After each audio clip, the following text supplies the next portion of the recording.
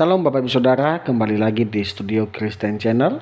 Terima kasih sudah mendukung perkembangan channel ini dengan cara subscribe, komen, dan share. Bapak Ibu Saudara, pada kesempatan kali ini kita akan mendengarkan debat-debat antara apologet Kristen Indonesia bersama polemikus Islam. Mari kita dengarkan debat ini dan mari kita simak dengan baik. Selamat menyaksikan. Tuhan Yesus memberkati kita. Mesia atau Mesya atau Al-Masih berasal dari bahasa Arab yang artinya mengusap. Dalam perkembangan kemudian sebutan Al-Masih diubah menjadi Kristus, diminyaki atau diurapi oleh orang-orang Eropa, menyebutnya dengan Kristus, sang penyelamat atau penebus dosa. Maka menjadilah Yesus Kristus. Nah, kemudian bagaimana menurut Islam? Pertama, Isa lahir atas kuasa Allah. Wahai ahli kitab Yahudi Nasrani, jangan kamu melampaui batas dalam agamamu, dan janganlah kamu mengatakan terhadap Allah kecuali yang benar. Sesungguhnya Al-Masih, Isa putra Maryam itu adalah utusan Allah yang diciptakan dengan kalimatnya, yang disampaikan kepada Maryam dan dengan tiupan roh darinya. Jadi ditiupkan ruh tanpa ayat. Itu menurut Isa, menurut Islam. Luar biasa Nabi Isa ini. Nah, kemudian Isa dapat berbicara sejak dalam kandungan, sejak dalam buayan, maksud saya. Allah berfirman, maka Maria menunjuk kepada anaknya. Ini ketika itu masyarakat pada menuding Maryam. Maryam, ente zina ya, kamu zina ya, itu anak yang kamu lahirkan itu anak zina. Kemudian ketika itu Siti Maryam puasa berbicara, tidak akan berbicara kepada siapapun, ditunjuklah kepada si bayi. Lalu orang-orang berkata, qalu kaifa nukallimu man kana fil mahdi sabiyya, bagaimana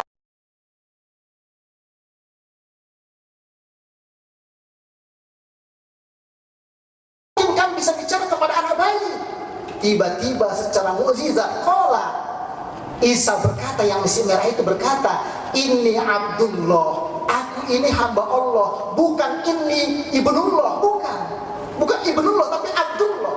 Aku ini hamba Allah, bukan anak Allah. Allah memberikan aku kitab Injil dan Allah menjadikan aku nabi. Ini menurut versi Islam. Kenapa ayat ini dibacakan? Kenapa ayat ini turun? Karena ketika Nabi dakwah di Mekah dan di Madinah, banyak di sana orang Yahudi, banyak di sana orang Nasrani. Mereka ingin konfirmasi, benar nggak ini Muhammad Nabi? Datang mereka dari Palestina ke sana. Karena disebutkan dalam kitab Taurat dan Injil akan datangnya Nabi terakhir. Makanya dibacakan. Kemudian Isa adalah utusan Allah, jelas. Menurut versi Islam. Al-Masih putra Maryam itu hanyalah seorang rasul yang sesungguhnya dia telah berlalu sebelumnya beberapa rasul, dan ibunya seorang yang jujur. Kedua-duanya bisa biasa memakan makanan. Perhatikanlah bagaimana kami menjelaskan kepada mereka ahli kitab ayat-ayat kami, tapi bagaimana mereka bisa dipalingkan. Kemudian Isa bukan anak Tuhan dan juga bukan Tuhan. Sesungguhnya telah kafirlah orang-orang yang berkata, sesungguhnya Allah ialah Al-Masih putra Maryam.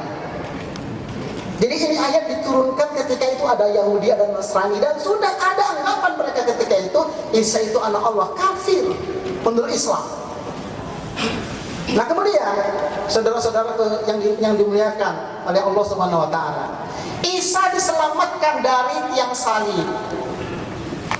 Ini akidah orang Islam. Dan perkataan mereka, sesungguhnya kami telah membunuh Al-Masih Isa putra Maryam Rasulullah itu. Ini kata orang-orang Yahudi. Ya, ini bisa dilihat dari Injil Yohanes 16 ayat 7. Walaupun tidak secara tersurat kata-kata Muhammad, tapi makna di sana. Nah, kemudian bisa juga dilihat 16 ayat 8, dan yang lebih jelas lagi adalah Yohanes 16 ayat 13. Ada 7 kata ganti dia. Tetapi apabila ia datang, yaitu roh kebenaran, ia akan memimpin kamu ke dalam seluruh kebenaran, sebab ia tidak akan berkata-kata dari dirinya sendiri, tetapi segala sesuatu yang didengarnya, itulah yang akan dikatakannya, dan ia akan memberitakan kepadamu hal-hal yang akan datang.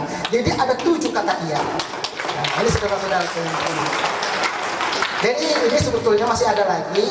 Al-Quran menguatkan tentang berita itu semua. Jadi dalam Al-Quran disebutkan orang Yahudi dan Nasrani mengenal Muhammad itu dalam kitab mereka seperti mereka mengenal anak mereka sendiri. Kira-kira demikian.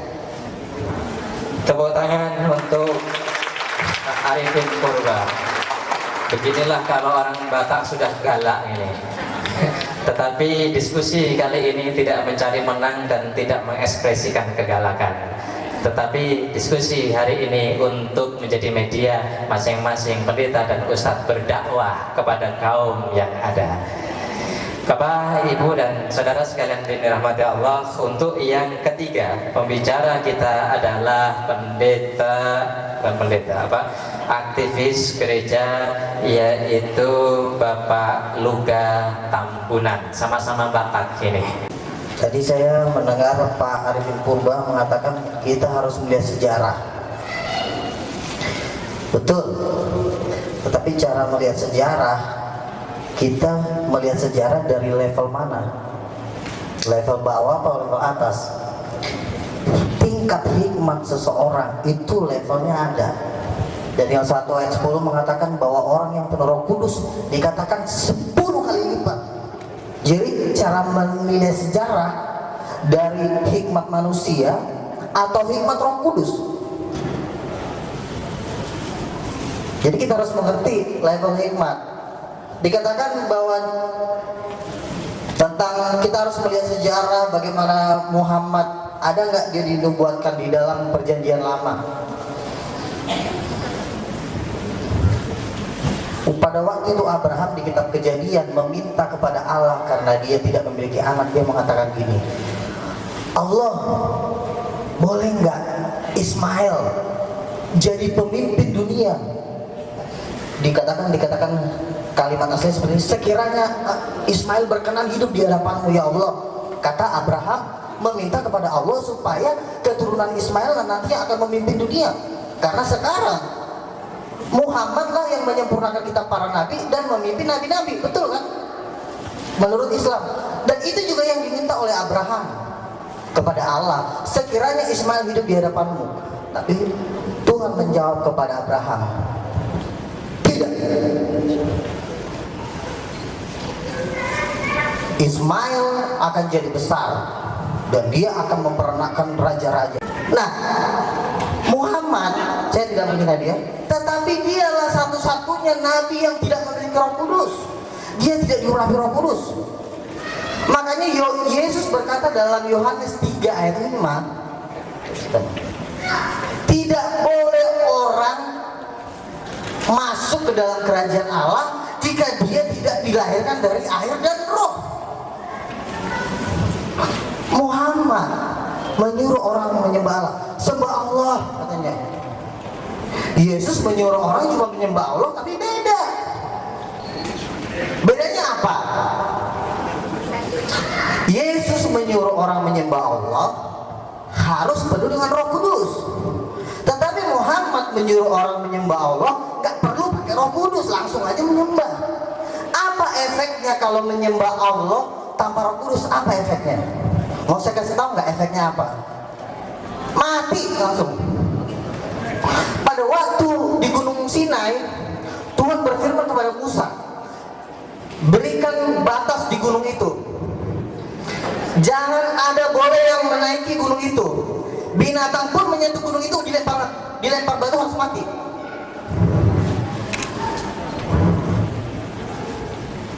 Jadi menyembah Allah tanpa Roh Kudus itu sama juga dengan lidah Anda taruh di kabel KRL, Anda seketika.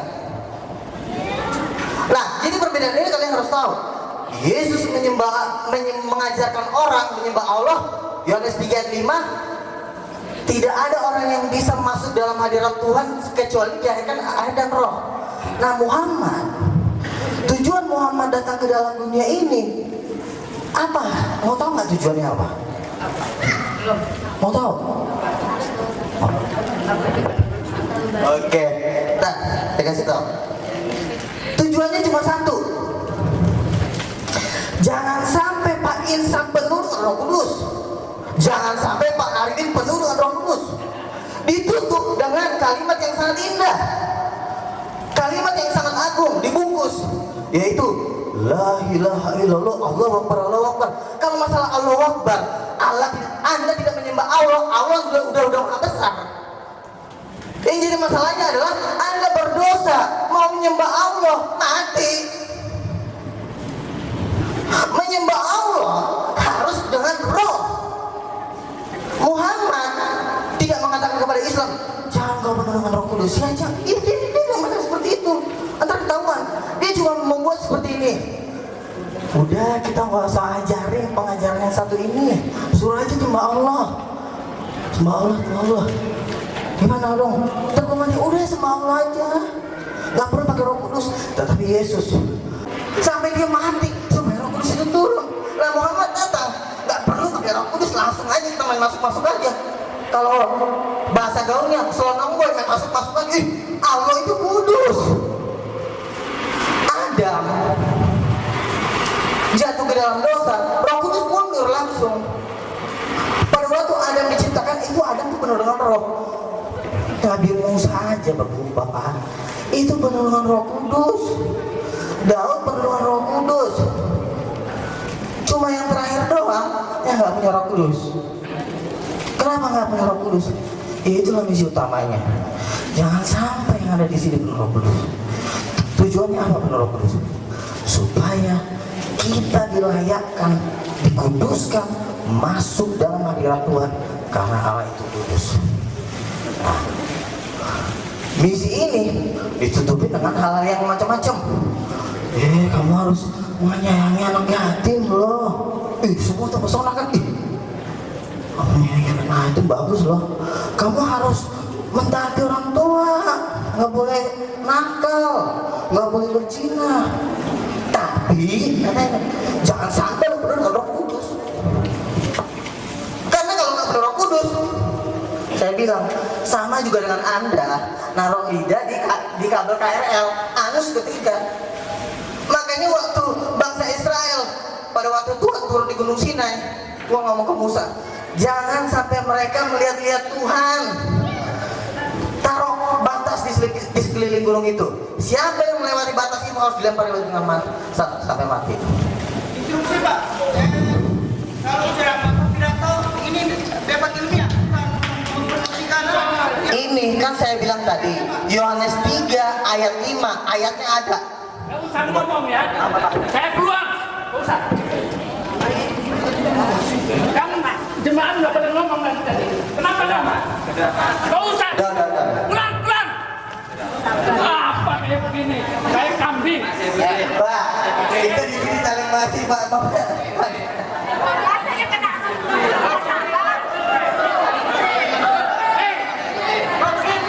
Udah, sabar. Bu, mencari Allah itu gak gampang. Jadi kalau udah.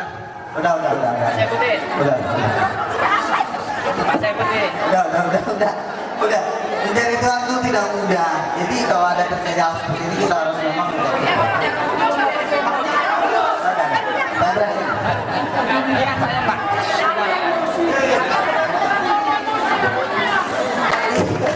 Oke. Baik, tepuk tangan. Bapak Ibu, tepuk tangan. Ibu, Bapak, Saudara sekalian, debat seperti ini itu biasa di negara lain. Jadi nggak usah terpancing emosi, baik audien maupun pembicara. Nggak usah terprovokasi, biarlah mereka mengekspresikan ajaran mereka. Dari situ kita tahu, yang Islam tahu bagaimana Kristen, yang Kristen tahu bagaimana Islam. Ya. Kalau nanti ada apa, itu urusan moderator yang mengatur.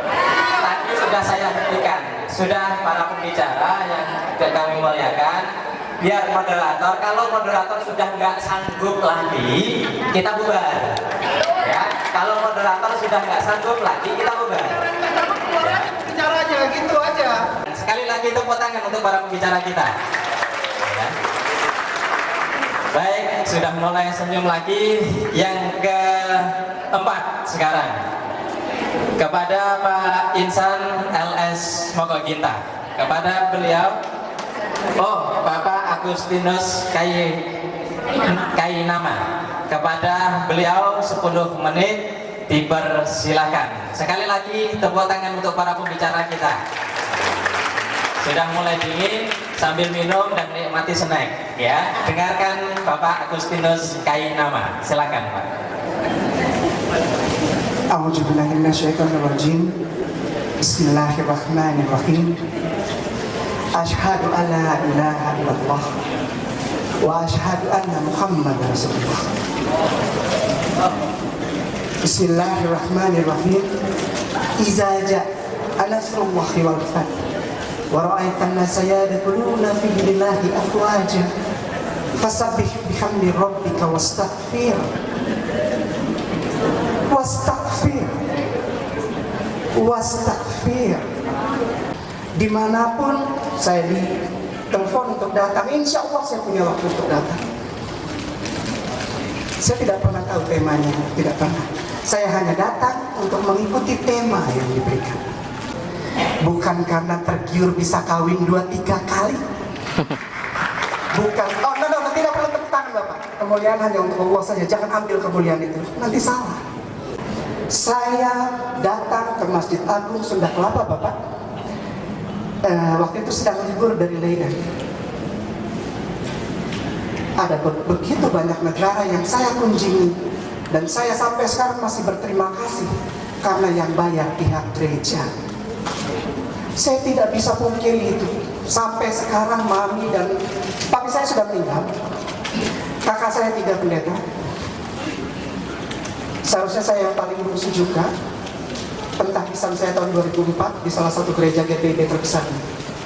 Loh, stop, titik segede kelapa, nggak usah diterusin lagi. Yang jelas saya memeluk Islam karena justru tema ini Bapak Ibu. Usipiana nggak pernah kasih tahu itu temanya apa. Tapi begitu datang, saya bilang subhanallah, subhanallah, subhanallah. Ini temanya. Saya datang ke sini bukan untuk membicarakan hal-hal lain seperti yang Bung siapa tadi ini, abang ini yang dari Sumatera Utara bilang, mari kita lihat dari sejarah. Nggak usah lihat sejarah, toh abang juga di depan bicara tidak sejarah akhirnya. Akhirnya bukan sejarah yang dipaparkan, karena dari ayat ini itu cerita tentang Abraham itu mulai dari kejadian itu sampai dengan kejadian 17 ayat 13 tentang sunat dan sebagainya, tentang Ismail, tentang Ishak, itu ada semua itu Injil bukan sejarah. Kalau memang mau lihat ketetapan sejarah, mari kita lihat sejarah. Tapi temanya bukan begitu. Temanya adalah bahwa sebetulnya yang ingin diberitakan lewat tema ini bukan debat kusir. Bukan ini bilang Muhammad begini, Rasulullah SAW, lalu orang Muslim bilang Yesus begini, Yeshua Mesias itu begini, bukan. Nah bos, saya udah tinggal di sana 2 bulan lebih bersama para pekerja menara doa. Om Niko itu yang bayarin saya, dan beliau masih hidup. Saya masih sayang sama dia. Setiap minggu saya antar mami lalu saya cium dia. Bukan ciuman Yudas, tidak ada itu. Bos, yang ingin saya sampaikan buat Om Pendeta, Bung Pendeta, Om Pelayan dan sebagainya, karena Jesus Christ itu yang membuat saya menjadi mualaf. Nggak usah pakai panjang lebar. Jesus Christ yang bikin saya mualaf. Yeshua Mesias itu yang bikin saya jadi mualaf. Ini kan di sini temanya, ya kan? Nabi Muhammad SAW menurut Bible, Isa Al-Masih Yesus menurut Al-Quran. Itulah yang kita bahas, titik segede kelapa. Nggak usah sampai terjerat dalam emosi dan tidak. Karena Kristus sendiri mengajarkan kasih. Kalau memang percaya dia disalib, kepada saudaraku yang Kristen dan Nasrani, Katolik also, kalau seumpamanya saudaraku masih percaya itu, bahkan Yesus tengah malam digambarin dia tidak apa-apa, apalagi baru dihina, apalagi baru ditanya seperti tadi.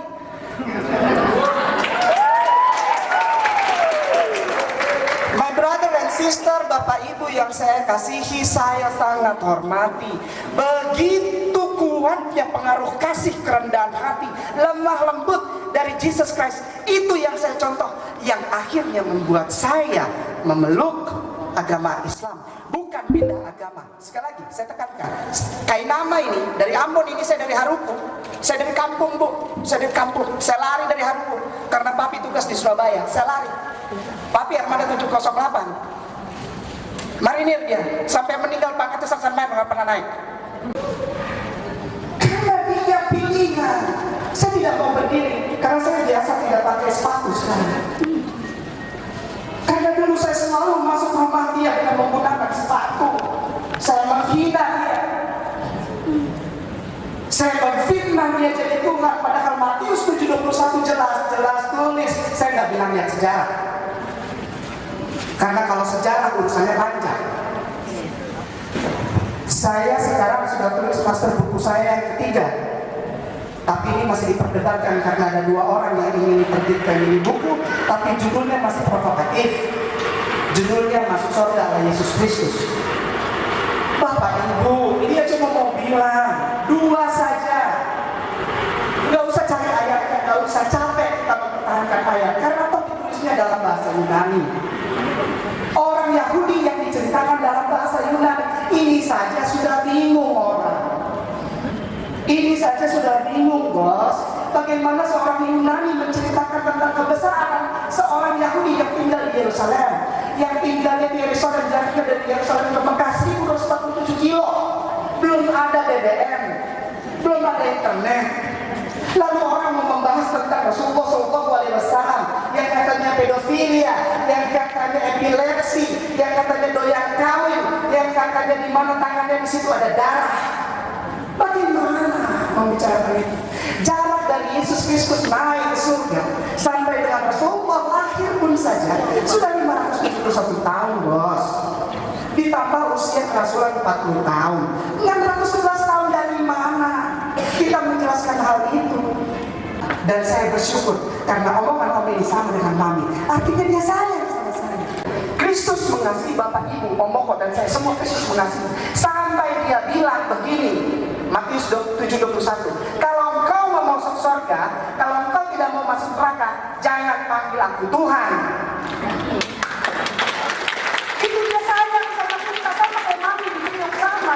Di Ambon, Bapak Uben sayang sama saya. Kita mempunyai sikap kasih dan toleransi. Seperti dikatakan oleh Bapak Martinus Kainama. Agustinus, sorry, maaf. Itu sebetulnya itu yang mau saya jawab. Tapi beliau porsinya lebih kepada Muslim, ajaran-ajaran yang Islam. Saya sementara masih mengapa Al-Quran atau Muslim atau umat Islam mengatakan demikian, dan kenapa Kristen atau Kristiani mengatakan demikian? Jujur aja saya nggak pernah bilang sama moderator atau Ibu Biana. Sebenarnya memperbicarakan tentang Yesus Kristus dalam Al-Quran atau Muhammad dalam Injil tidak akan pernah ketemu sampai langit runtuh selesai, baru ketemu itu.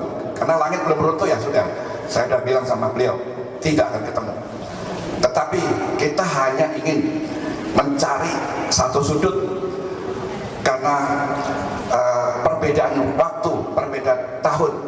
Kristen muncul tuh sebenarnya jujur aja nanti baru dia eksis di dunia tahun 1500 sekian, waktu itu Martin Luther. Sebelum itu adalah Katolik yang memahami Mesias yang disebut Yesus karena Yunani, atau Mesias yang disebut oleh umat Islam dengan nama Isa Al-Masih. Itu sudut pandangnya sudah berbeda. Lalu Kristen lahir tahun 1500, itu juga berbeda lagi dengan Katolik, berbeda lagi dengan Muslim, tambah jauh. Jujur aja sudah jauh ini, tetapi saya mau kasih tahu sudut pandang saya adalah setelah saya mendalami tentang Nasraya Mesikani Yerusalem, itu adalah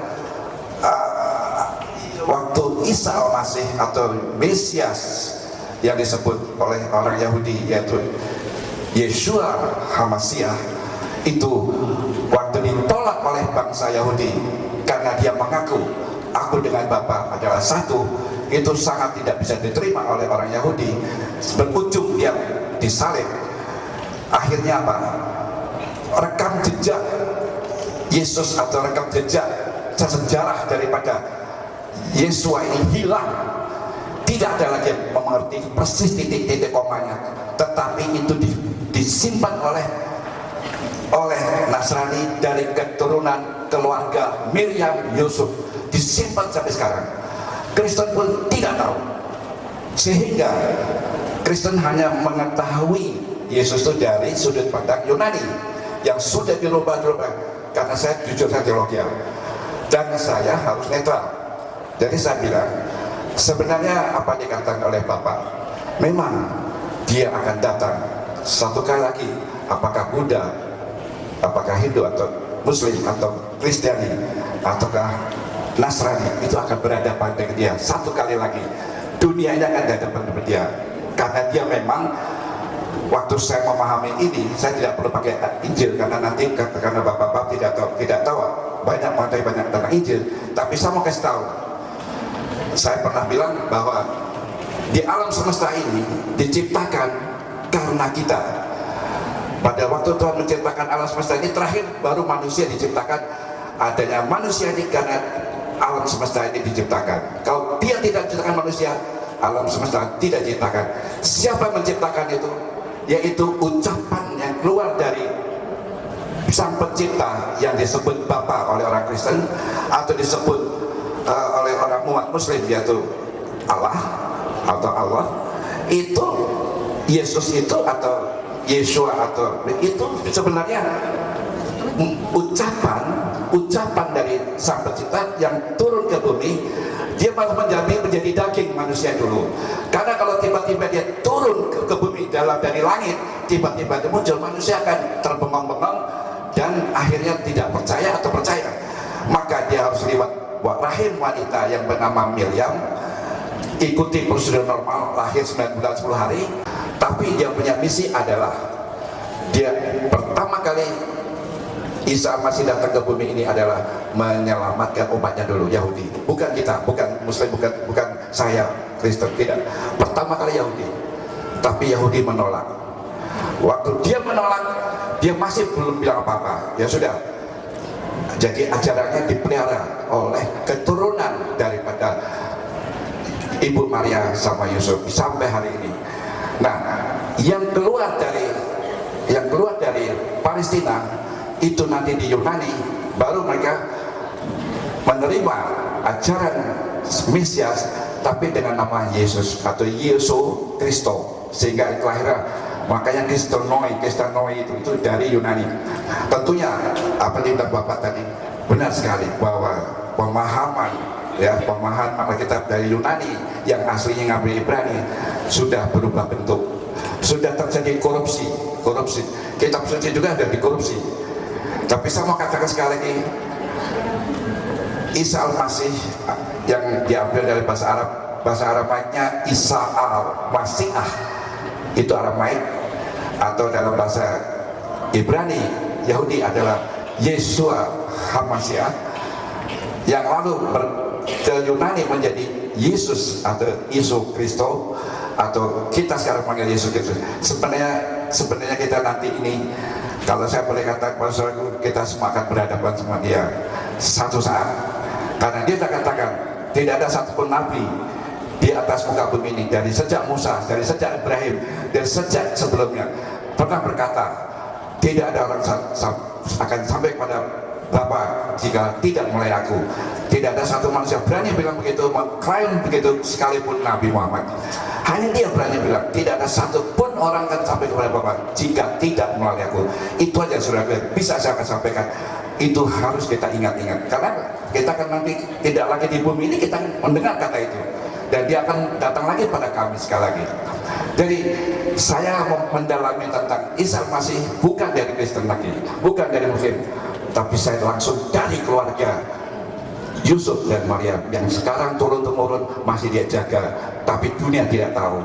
Tetapi mulai sekarang ini terbuka aksesnya di internet atau ada di museum di Yerusalem juga ada. Israel sudah membuka akses itu karena Israel sendiri, orang Yahudi sendiri terkejut, kok masih ada ajaran Mesias yang murni dipelihara, tidak terkontaminasi oleh siapapun. Jadi sekali lagi, saya sebagai komunitas dari Nasrani yang berpusat di Nepal dan sekarang di Yerusalem tidak ada, dari Nasrani yang dari Syria yang langsung hijrah ke India, Nepal, itu tetap memegang bahwa Isa Masih atau Yesua Masih itu mempunyai sifat-sifat yang sangat toleransi. Bahkan dia katakan jangan beritakan ajaran kepada bangsa-bangsa lain kecuali pada bangsa Yahudi. Itu ada pesan hanya kepada bangsa Yahudi. Tetapi kita ada mengalami keliru, memang saya akui. Tapi para rekan-rekan saya dari pendeta belum ada yang sadar, atau mungkin sadar tapi bagaimana merubahnya. Jujur aja, saya pernah kasih tahu sama sekolah-sekolah tinggi teologi, ini harus dikaji lagi. Amanat Agung Matius 28 itu telah terjadi korupsi yang tadinya Ibrani dirubah oleh Yunani, itu terjadi korupsi. Tapi saya tidak mau memperdebatkan itu. Jadi sekali lagi saya setuju dengan Bapak sebelah kami bahwa memang Kristus itu, karena Kristus Bapak-bapak dikatakan milik Islam, itu saya tidak kaget. Saya sudah pernah bilang sama Ibu, saya tidak terkejut karena memang semua masih mencari. Itu yang kami sampaikan. Tepuk tangan untuk Bapak Zakanan. Hadirin sekalian yang insya Allah semuanya dirahmati dan dimuliakan oleh Allah Subhanahu Wa Taala. Saya kebetulan pembicara terakhir, mungkin bisa porsinya dilebihin dikit. Tadi menarik sekali ya. Kalau saya mengamati pembicara-pembicara dari pihak mereka ini kebanyakan udah keluar dari konteks yang sebenarnya ini, yang sedikit yang masuk, kebanyakan keluar. Katanya Nabi Muhammad tidak dipenuhi dengan Roh Kudus, maka dia bukan Nabi. Tapi saya yakin orang kalau dipenuhi dengan Roh Kudus tidak mungkin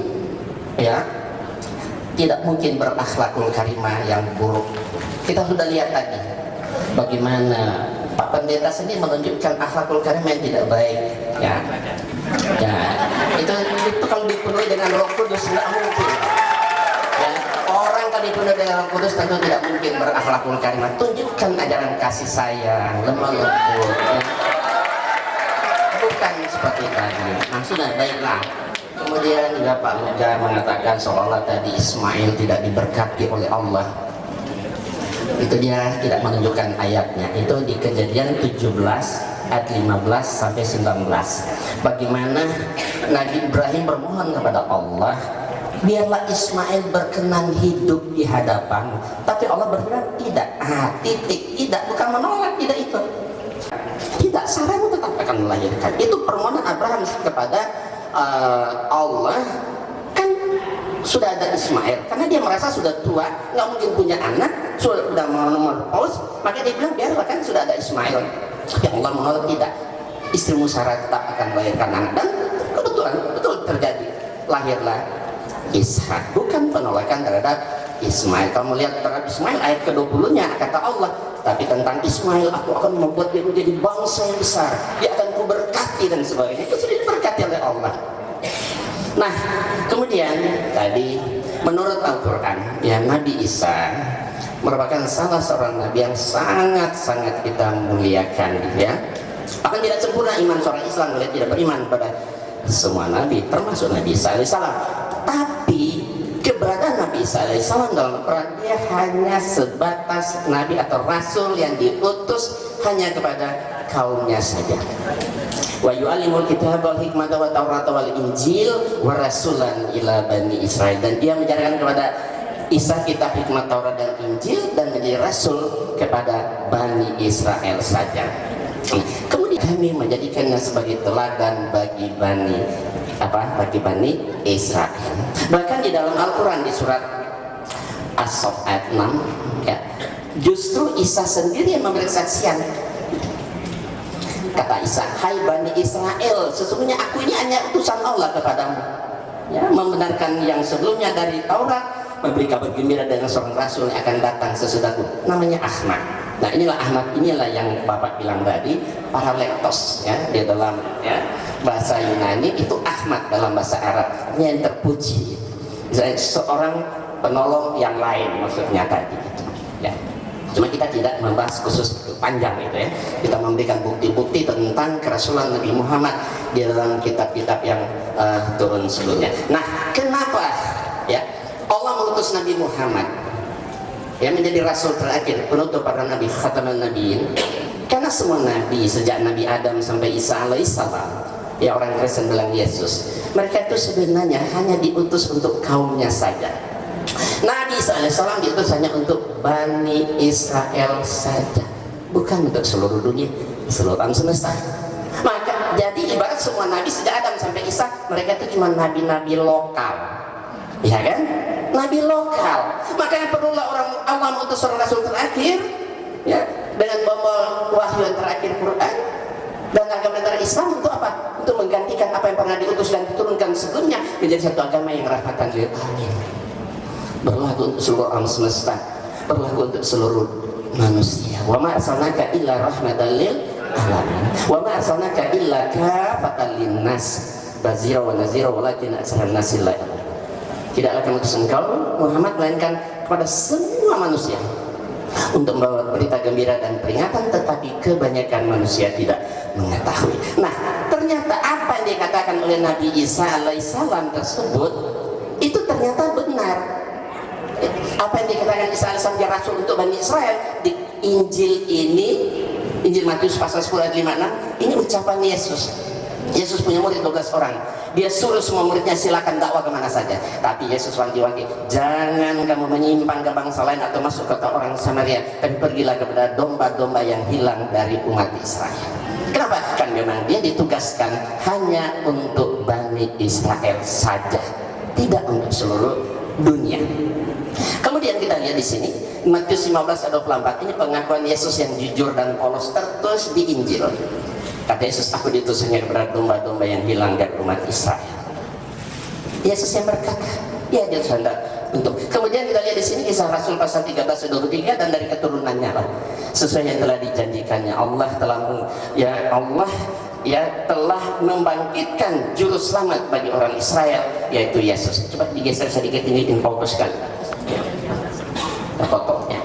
Jadi Yesus dia seorang juru selamat, tapi hanya untuk Bani Israel, bukan untuk seluruh alam semesta atau seluruh dunia. Bahkan Yesus melarang memberitakan Injil di Indonesia. Di Indonesia dilarang oleh Yesus untuk memberitakan Injil. Dilarang.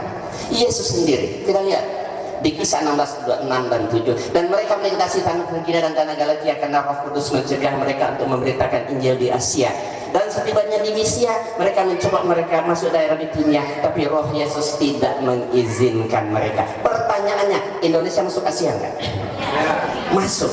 Berarti Indonesia termasuk yang dilarang oleh Yesus untuk memberitakan Injil. Kenapa? Karena dia diutus hanya untuk Bani Israel saja. Tidak untuk seluruh dunia, tidak untuk seluruh alam semesta. Tentang Roh Kudus saya kembali sedikit ya.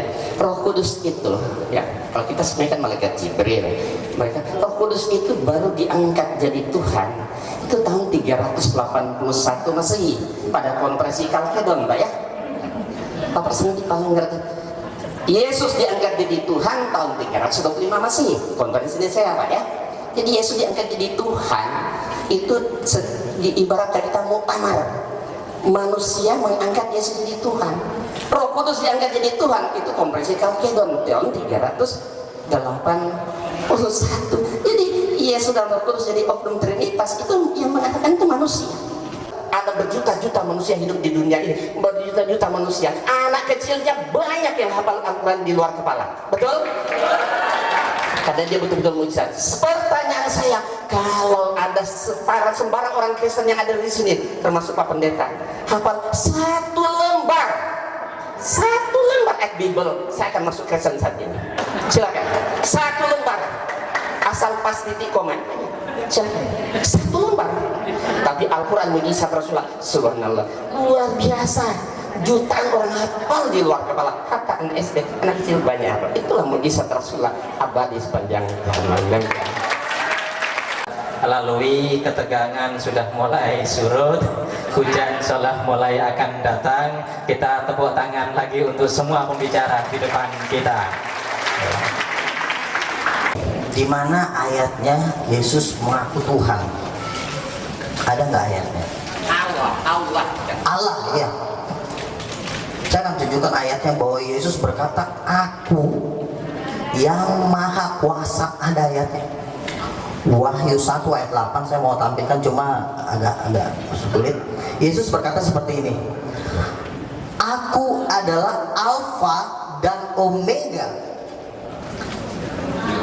firman Tuhan Allah. Yesus berkata, Aku adalah Alfa dan Omega, firman Tuhan Allah. Yesus berkata bahwa dia adalah firman Tuhan Allah yang sudah ada, yang akan ada, dan yang akan datang. Dan yang terakhir dia bilang yang Maha Kuasa. Jadi ayatnya ada, makanya saya nggak pernah gentar sedikit pun melawan mereka ini. Ayatnya ada. Suara Yesus di dalam Wahyu 1 ayat 7 bagaikan desau air bah. Itu suara Tuhan. Mana ada suara manusia bagaikan desau air bah? Itu satu. Mungkin Pak Ibrahim. Oke. Terus yang kedua, Pak Insan bilang begini, Yesus dilarang memberitakan Injil di Asia, di Indonesia. Pak, Bapak harus mengerti, Tuhan ini kan membagi tugas kepada 12 rasul. Ada yang khusus untuk orang Yahudi, ada yang khusus untuk bangsa-bangsa, yaitu Paulus. Makanya kan di kisah Rasul, kita para rasul bilang bahwa Paulus diutus khusus untuk bangsa-bangsa. Petrus memang khusus untuk orang Yahudi diutus. Jadi bukan berarti Injil itu hanya untuk bangsa Israel saja, tetapi Tuhan tuh membagi-bagi tugas. Yang satu ini bagiannya perang, yang satu ini bagiannya ini. Jadi Bapak jangan langsung ambil kesimpulan seperti itu. Jadi sedangkan Yesus sendiri berkata dalam Matius 28, jadikanlah semua bangsa muridku. Di nubuatan perjanjian lama dikatakan bahwa Mesias itu nggak diridhoi, bukan, karena roh kegelapan nggak suka kita berdebat, tapi Tuhan mau kita mengenal Tuhan dengan benar. Oke? Jadi begini, Roh Kudus, Yesus sudah di perjanjian lama sudah dikatakan bahwa Mesias itu untuk bangsa-bangsa. Zakaria 9 ayat 9 mengatakan Raja Mesias, wilayah kekuasaan dari Raja Mesias di Sion adalah dari ujung bumi sampai ke ujung bumi, bukan untuk Indonesia. Jadi pemahaman Pak Insan, Pak, di akhir zaman ini Tuhan sedang membangkitkan nazir, rasul-rasul yang akan memenangkan dunia. Nah sekarang Bapak sedang berhadapan dengan orang-orang seperti itu. Jadi Bapak jangan berpandangan dengan harus pendeta dokter. Kemarin Bu Alicia bilang gini sama saya, lu enggak, saya mau masukkan Pak Yohanan. Saya bilang jangan Bu, masalahnya dia, oh enggak, kamu kan bukan gelar pendeta, Yohanan gelar pendeta. Oh salah Bu, Tuhan itu mau memakai orang, nggak lihat gelar, tapi lihat hati. Amin. Siapapun Tuhan bisa kasih roh kudus. Siapapun Tuhan bisa kasih roh kudus, Tuhan bisa pakai supaya orang-orang berhikmat dipermalukan oleh orang-orang bodoh. Pendidikan saya cuma SMA, tetapi Tuhan bilang memang orang tidak menerima kau, tetapi aku akan mengangkat kau ke tempat yang tinggi. Jadi artinya kita harus mengenal Tuhan itu 10 kali lipat. Jangan hanya segini secetek. Jadi yang Pak Isa bilang tadi kan hanya untuk Asia. Matius 28 sendiri mengatakan jadikanlah semua bangsa muridku. Yesus berkata Yohanes 3 ayat 16, karena begitu besar kasih Allah akan dunia. Untuk dunia, bukan untuk bangsa Israel. Nah, Pak Insan juga bilang begini, Yesus juga mengajarkan, Yesus itu agamanya Muslim. Yesus juga mengajarkan menyembah Allah. Bapak harus perhatikan satu ayat demi ayat. Yohanes 3:18 berkata, barang siapa percaya kepada dalam nama anak tunggal Allah, bukan hanya percaya kepada Yesus. Kalau orang percaya kepada Yesus, Buddha juga percaya kepada Yesus kalau dia tokoh agama. Tetapi yang Yesus mau, Pak Insan harus percaya kepada Yesus bukan kepada kenabiannya. Yohanes 3:18, kepada dalam nama anak tunggal Allah. Siapa? Dalam nama Yesus. Jadi harus percaya kepada nama Yesus. Ini yang suruh Yesus. Tapi Pak Isa bilang gini, percaya kepada dia sebagai nabi. Bukan salah. Yohanes 3:18, percaya kepada dalam nama anak tunggal Allah. Berarti percaya kepada namanya, Pak. Itu loh, Pak Isa. Nah, terus jadi nama itulah yang kita percaya, bukan kepribadiannya dia diutus kita percaya, bukan namanya yang kita percaya, karena nama Yesus itu bisa menyelamatkan semua. Ada orang kena setan, dalam nama Yesus keluar. Ada orang sakit, dalam nama Yesus sembuh. Karena nama itu dahsyat. Itu yang disuruh Yesus, percaya kepada namaku. Pak Insan di waktu kami debat di UIN bilang begini, Yohanes 14 ayat 6, aku adalah jalan dan kebenaran dan hidup, tidak ada seorang pun yang sampai kepada Bapa. Kalau ada ayat seperti itu di ayat yang lain, saya kasih 100 juta katanya. Bener Pak? 100 juta. Jawabannya bener ya Pak ya? Sampai gak bayar. Bagi dong, bagi langsung kan. Gini, Yohanes 14 ayat 6, tidak ada seorang pun yang sampai kepada Bapa kalau tidak melalui aku. Itulah yang saya jelaskan tadi. Tidak ada orang yang sampai kepada Bapa kalau tidak penuh Roh Kudus. Nah, Roh Kudus itu Yohanes 14 ayat 26 turun dalam nama Yesus. Makanya tanpa Roh Kudus tidak ada seorang pun yang sampai kepada Bapa. Makanya Yohanes 14 ayat 6 mengatakan tidak ada seorang pun yang sampai kepada Bapa kalau tidak melalui aku. Artinya nama Yesus, karena nama Yesus itu dengan Roh Kudus itu satu. Bapa, firman, Yesus itu firman. Kalau saya misalnya gini, pindah, ini akan pindah apabila ada kata-kata. Tapi kalau nggak ada kata-kata, nggak ada yang terjadi. Ya Yesus itu firmannya sendiri. Firman itulah yang menjadikan langit dan bumi. Kalau ditanya sama Insan, dengan apa Allah menjadikan langit dan bumi? Ya jadikan aja. Salah jawabannya. Jawabannya adalah Allah menjadikan langit dan bumi. Di dalam kitab Mazmur dikatakan dengan firmannya. Jadi kalau kata Allah mengatakan begini, yang semua yang ada di sini hilang langsung. Itulah kuasa firman-Nya.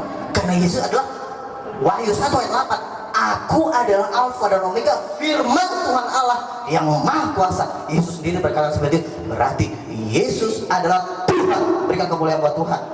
Tidak ada satu ayat pun mengatakan Al-Quran itu mukjizat. Saya minta satu ayat Pak Kiai. Kalau ada Al-Quran itu mukjizat, ya tunjukkan. Kalau Muhammad punya mukjizat, itu saya bacakan ayat-ayat dalam Al-Quran. Pakai Al-Quran sendiri. Wa yaquluna la anzala alaihi ayatun mir rabbi faqul innamal ghaibu lillah fantaziru inni ma'akum minal muntazirin. Surat Yunus ayat 20, mereka berkata, mengapa tidak diturunkan kepada Muhammad suatu keterangan mukjizat dari Tuhannya? Maka katakanlah, sesungguhnya yang gaib itu kepunyaan Allah. Sebab itu tunggu sajalah olehmu, sesungguhnya aku bersama kamu termasuk orang-orang yang menunggu. Jelas sekali ayat ini semua tidak ada menunjukkan bahwa Muhammad bisa menyembuhkan orang sakit, menghidupkan orang mati dan sebagainya. Nggak ada satu ayat pun. Atau peserta kalau bisa menunjukkan satu ayat, saya masuk Islam lagi. Nggak ada. Nggak ada. Dan saya jadi Islam Kristen itu Amrozi bom Bali, iman saya goncang. Ada satu agama yang membolehkan manusia membunuh manusia lain karena perbedaan keyakinan. Dari seluruh agama yang ada di muka bumi ini, hanya satu agama yang mengizinkan boleh membunuh manusia lain karena perbedaan keyakinan, yaitu Islam. Waqtuluhum haitsu saqiftumuhum. Al-Baqarah 191. Bunuhlah mereka di mana saja kamu jumpai mereka. Al-Baqarah ayat 191. Kemudian surat Muhammad ayat 4. Ada lagi ayat yang memboleh membunuh orang Kristen. Surat At-Taubah ayat 29. وَقَاتِلُوا الَّذِينَ لَا يُؤْمِنُونَ بِاللَّهِ وَلَا يَوْمِ الْآخِرِ وَلَا يَدِينُونَ بِدِينِ الْحَقِّ الَّذِينَ أُوتُوا عَلَيْهِمُ الْكِتَابَ Perangilah orang-orang yang tidak beriman kepada Allah dan Rasul, yaitu mereka yang diberikan Alkitab kepada mereka. Ayat ini jelas sekali boleh membunuh orang Kristen. Jadi tidak salah, Anda semua boleh bakar gereja. Itu Amrozi itu Al-Quran, nggak salah. Walaupun Amrozi sudah dibunuh hari ini, nanti akan ada Amrozi baru 10 tahun, 20 tahun yang akan datang. Kenapa? Karena ada kitab sucinya. Saya minta kepada Ihsan Mokoginta untuk menunjukkan satu ayat Muhammad punya mukjizat. Kalau mengatakan Quran itu sebagai mukjizat, mana ayatnya? Terima kasih. Bahkan ada mukjizat Nabi Isa dalam Al-Quran yang tidak ada dalam Bible. Seperti contoh ketika dia bisa berbicara dalam buaya. Tetapi kita perlu ingat, ya, jangan kita bangga-bangga dengan Isa Al-Masih atau Yesus karena mukjizatnya begitu banyak. Mukjizat Yesus yang begitu banyak itu terjadi di Isnillah. Atas izin? Coba periksa seluruh ayat Quran itu. Nabi Isa bisa menciptakan burung, menghidupkan orang mati, membangkitkan, menyembuhkan orang sakit. Itu biiznillah, ada ayat itu biiznillah, atas izin Allah. Yang hebat itu Allah, bukan Yesus. Yesus nggak bisa berbuat apa-apa kalau tidak dikabulkan oleh Allah. Banyak ayat Bible Yesus mengaku nggak bisa berbuat apa-apa. Ya, Yesus ketakutan sama malaikat. Ya kan? Kenapa? Karena dia manusia. Dia bukan Nabi. Jadi semua mukjizat Nabi Isa semua terjadi atas izin Allah. Sesungguhnya aku ini Allah, maka sembahlah aku saja. Itu yang saya tanya. Tapi kan tidak ada ayat seperti itu. Kalau ada, saya kan masuk Kristen juga saat ini. Tapi memang itu tidak ada. Nah, kalau masalah membunuh tadi, kita lihat. Ini ayat Bible. Siapa yang menyuruh menumpas? Tumpaslah, jangan ada belas kasihan, bunuh semuanya. Laki-laki, perempuan, harta, anak kecil menyusul, disuruh bunuh sama Allah. Inilah saya bilang ajaran teroris, sadis, bengis, biadab. Teroris itu semua tertulis di Bible, bukan di Quran. Saya heran. Surat Muhammad ayat 4, beliau menunjukkan surat Muhammad 4. Tolong dibaca Pak Ustadz dengan Pak Pendeta, hati-hati. Itu ada di kurung. Ya, apabila kamu bertemu dengan orang kafir di medan perang, itu dibuang, maka pancunglah batang leher mereka. Jadi boleh kita membunuh, tetapi terhadap orang kafir, dan itu pun di medan perang. Bukan asal orang ketemu orang Kristen bunuh. Kalau ketemu orang Kristen bunuh, masa kita ada bunuh mereka semua kan? Enggak. Ayat itu coba baca dalam kurung di medan perang. Yang namanya ketemu orang kafir di medan perang, masa tebas leher kita? Kan kita bunuh, kita dibunuh. Tapi kata Allah di ayat sambungannya itu, tawanan itu kamu boleh bebaskan. Tapi kalau ini mana tadi? Lo bilang? Oh, ya. Tapi kalau tadi ini apa? Bunuh semuanya, tumpas semuanya, jangan ada belas kasihan, bunuhlah semuanya, anak-anak maupun perempuan, ya, bahkan anak menyusul, lembu, semua binatang juga harus ditumpas, dibunuh tanpa belas kasihan. Oh, ini bergeser ya? Itu kali. Itu fokusnya kurang geser.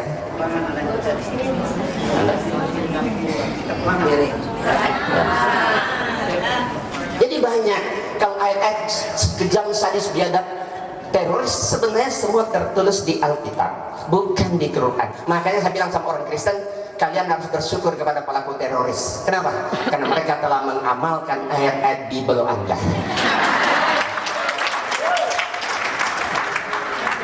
Kata orang Kristen, oh ini kan perjanjian lama. Memang Tuhannya di perjanjian lama, perjanjian baru beda. Sama. Kalau Yesus itu Tuhan, ganti sekarang. Beginilah firman Tuhan, ganti ya. Beginilah firman Yesus. Berarti Yesus yang nyuruh kan? Bunuh, tumpas semua, bunuh semua anak laki-laki maupun orang menyusul, bunuh. Yesus yang nyuruh berarti kan, kalau Yesus itu Tuhan kan? Ayo, silakan. Kita gantian. Apa yang terbayang? Apa yang terbayang kalau Yesus Tuhan ya? Kita lihat. Bagaimana bayangan kita? Kalau Yesus itu Tuhan, ketika Yesus baru lahir, ya, kalau dibiarkan kan mati kan? Ketika Yesus selesai buang air besar, apa yang terbayang? Ketika dia masuk toilet, ketika dia lapar, ketika dia sedang membantu bapaknya sebagai tukang kayu, kira-kira apa yang terbayang kalau Yesus itu Tuhan dia? Sangat merendahkan Yesus kalau dia sebagai Tuhan, tapi kalau dia sebagai Nabi, anak Maryam, wajar, wajar. Ya, demikian.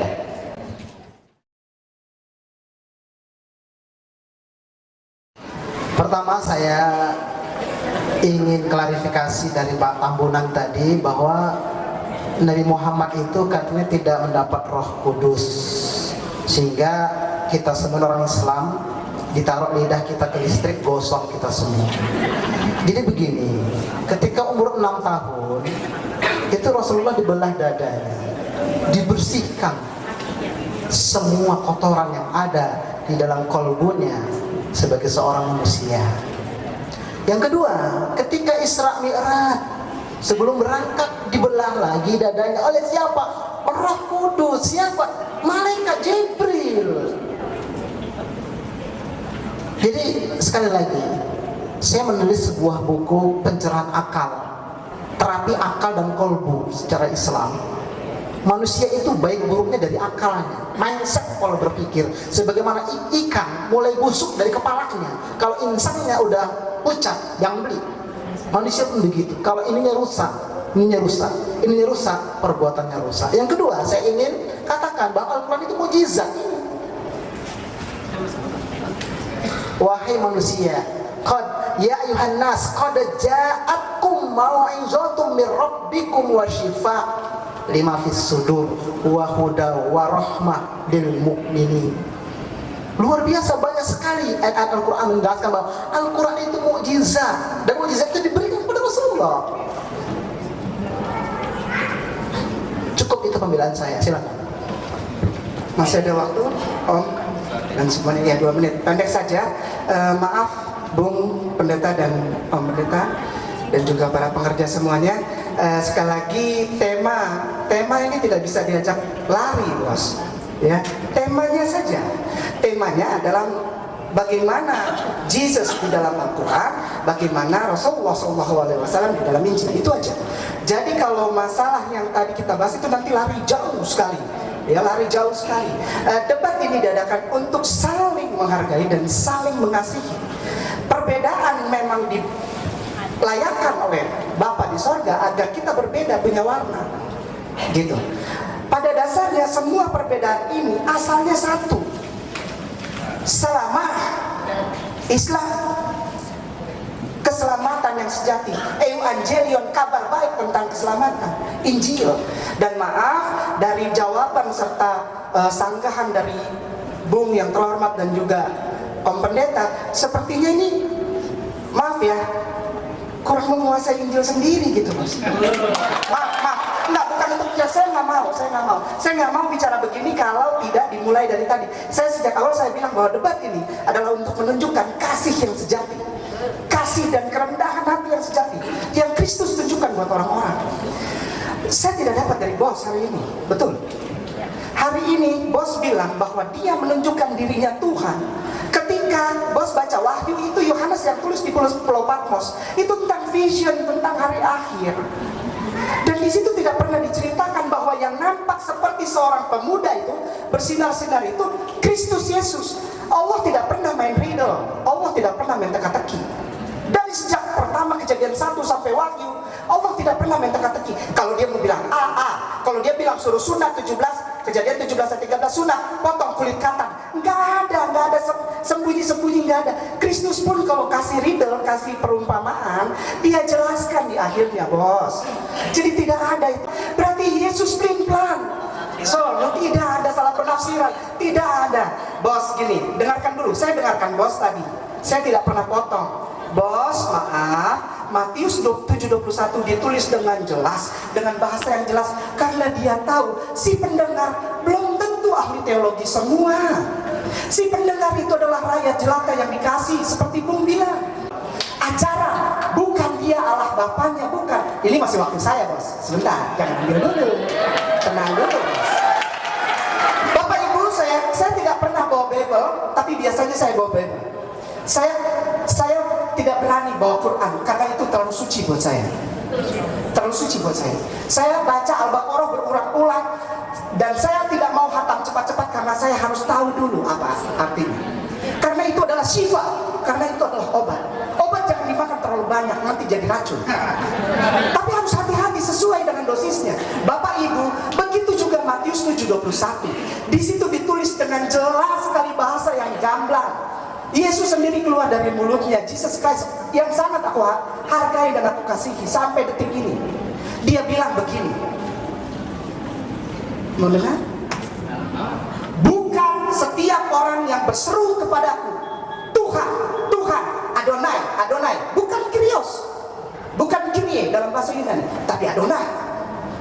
Bukan setiap orang yang berseru kepadaku, Tuhan, Tuhan, akan masuk ke dalam kerajaan sorga, tapi dia yang melaksanakan pekerjaan Bapakku. Dia yang melakukan kehendak Bapakku. Kehendak Bapakku apa? Disunat, wudhu, puasa, ruku, sujud, salat tengah malam seperti Yesus di Getsemani, tahajud 6 rakaat. Oh, itu semua sudah nyata dan gamblang. Tidak usah pakai perumpamaan, tidak usah pakai kita tilik dari yang tersurat terus capek. Jesus tidak mau capek. 3 tahun dia di sini, kasihan. Jangan fitnah dia jadi Tuhan. Dia garis besarnya begini, Matius 7:21 itu cuma begini doang. Bapak Ibu, maaf, bukan saya memotok, tidak. Saya belajar teologi sampai lulus. Walaupun hitam, saya S2 teologi liturgi. Bos, udahlah, kita nggak usah debat, nggak usah. Saya mami, saya sayang semua saudaraku, saudara om tante. Saya mau bilang ini, sebentar, sedikit ya, 1 menit saja, 1 menit, nanti diambil sama abang itu. Sebentar, 1 menit. Arti dari Matius 7:21, saya mau tanya dulu, kalau orang meninggal, rohnya keluar, tidak masuk surga, dia masuk mana? Gampang aja. Yesus bilang, bukan orang yang berseru kepadaku Tuhan, Tuhan akan masuk kerajaan surga. Artinya apa? Kalau orang meninggal, rohnya keluar, tidak masuk surga, dia masuk mana? Kalau lu panggil gua Tuhan, lu masuk neraka. Udahlah, kita udah semua udah tahu. Jesus is Master. So follow him dengan kerendahan hatinya, dengan segala sukacitanya. Kasihilah Tuhan Allahmu dengan segenap hatimu, dengan segenap akal budimu, dan dengan segenap kekuatanmu. Dan hukum yang kedua, yang sama dengan itu, bukan di bawah, bukan di atas. Kasihilah sesamamu manusia seperti dirimu sendiri. Hablum minallah, hablum minannas. Terima kasih. Saya Galatia 5 ayat 16 sampai yang ke-26 mengatakan bahwa hidup menurut daging atau roh. Maksudku ialah hiduplah oleh roh, maka kamu tidak akan menuruti keinginan daging. Sebab keinginan daging berlawanan dengan keinginan roh, dan keinginan roh berlawanan dengan keinginan daging. Karena keduanya bertentangan, sehingga kamu setiap kali tidak melakukan apa yang kamu kehendaki. Akan tetapi jikalau kamu memberi dirimu dipimpin oleh roh, maka kamu tidak hidup di bawah hukum Taurat. Perbuatan daging telah nyata, yaitu percabulan, kecemaran, hawa nafsu, penyembahan berhala, sihir, perseteruan, perselisihan, iri hati, amarah, kepentingan diri sendiri, pecinderaan oleh roh pencemah, kedengkian, kemabukan, pesta pora, dan sebagainya. Terhadap semuanya itu kuperingatkan kamu, seperti yang telah kubuat dahulu, bahwa barang siapa melakukan hal-hal yang demikian, ia tidak akan mendapat bagian dalam kerajaan sorga. Tetapi buat roh ialah kasih, sukacita, damai sejahtera, kesabaran, kemurahan, kebaikan, kesetiaan, kelemah lembutan, penguasaan diri. Tidak ada hukum yang menentang hal itu. Barang siapa menjadi milik Kristus Yesus, ia telah menyalibkan daging dengan segala hawa nafsu dan keinginannya. Jikalau kita hidup oleh roh, baiklah hidup kita juga dipimpin oleh roh. Dan janganlah kita gila hormat, jangan kita saling menentang dan saling mendengki. Ya, dalam kebenaran firman Tuhan ini Bapak Ibu Saudara mengajarkan kita bahwa kita harus menjauhkan diri seperti yang disampaikan tadi, bahwa dalam percabulan, pencemaran, iri hati, fitnah, ya mari kita menjauhkan diri kita dalam hal itu. karena tidak berkenan kepada Tuhan. Nah, dari debat yang sudah kita saksikan dan sudah kita dengarkan bersama, banyak orang yang menyampaikan sesuatu pernyataan mereka sesuai dengan pemahaman mereka tentang Yesus. Tetapi itu salah. Karena kenapa? Kembali lagi kita kepada Alkitab.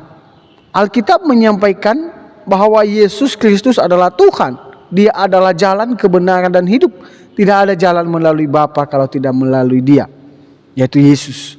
Maka dari itu percaya kepada Yesus, maka hidup akan selamat. Dan kalau tidak percaya Yesus, engkau akan binasa. Maka dari itu bertobat dan percayalah kepada Yesus. Itu saja yang mungkin bisa saya sampaikan. Sampai jumpa.